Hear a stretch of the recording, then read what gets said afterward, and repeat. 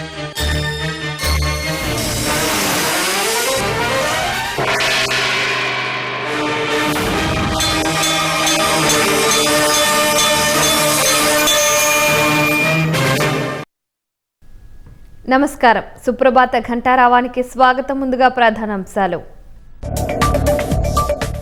మంత్రులు మౌనం వీడాలన్న సీఎం, పవన్ పై దుష్ప్రచారాన్ని తిప్పికొట్టాలని నిర్దేశం.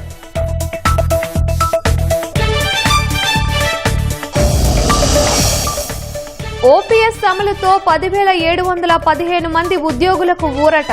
సీఎంకు ధన్యవాదాలు తెలిపిన ఉద్యోగ సంఘాలు. రాష్ట్రంలో బంగారం ఉత్పత్తికి నేడు తొలి అడుగు. జొన్నగిరిలో గోల్డ్ మైనింగ్ ప్రాజెక్టును ప్రారంభించనున్న సీఎం.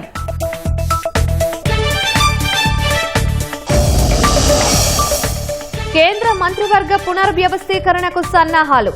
ధర్మేంద్ర ప్రధాన్ పై వేటు వేస్తారని ప్రచారం.